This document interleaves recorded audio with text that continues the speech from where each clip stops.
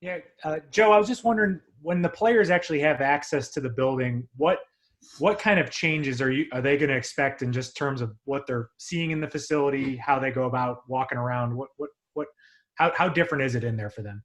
Yeah, look, we definitely have a new normal, from a screening process on the way in to extensive testing on a daily basis to wearing contact tracers when guys walk in the building.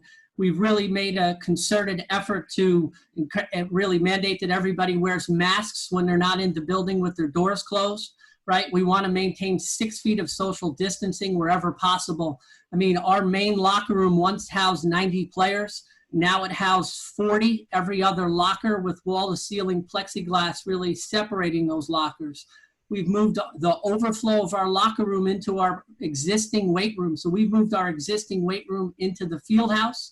We've put about 40 lockers, in the previously existing weight room and moved our weight room of about 9,000 square feet out into our field house of about 20 yards worth of setup to really improve airflow and allow for us to maintain that social distancing in small groups while guys are in the building. If those contact tracing results show player X was in real close proximity to 5 players, let's say, is an option then quarantining those 5 players for however length of time? Like, how would you go about dealing with that? Yeah, that's certainly a consideration, and it's really based on the length of time that they were in association with the player, the consistency of the testing, have any symptoms occurred, assuring that everyone was wearing a mask. All of those things come into play for us to guide the further testing, or whether that group of players needs to be quarantined. Are players required to wear the tracking devices at home and away from the facility? Yeah, Tony, that's a good question. Players are not required to wear the Connexon devices at home. And why is that? Tony, that's the way the protocols were set here by the NFL and NFLPA. So again, they'll enter the building with a screening process. They'll get tested. They'll wear those Connexon devices around the building, and then they'll hand those in when they leave the building in the evening. Okay, thank you. Obviously, the sports world took notice with the Miami Marlins outbreak. I was wondering what you guys thought of that and what lesson you think you guys can learn from it as it applies to the NFL.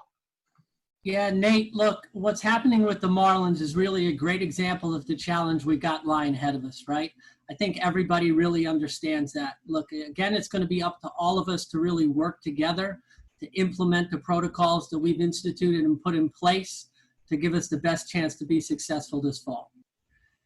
Yeah, in regards to the bubble, I think really the NFL and the PA have really put together a comprehensive series of protocols that are going to allow us and what we feel to give us the best chance to be successful and play football this fall. But I'm just curious what sort of advice you're giving players on how to conduct themselves when they leave the building.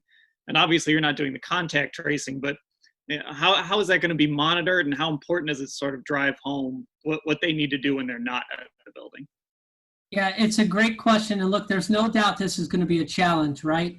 We're ultimately all in this together, and everyone really has to understand that every decision they make, both inside the building and outside the building, should be done in an attempt to mitigate the risk of the spread of the virus.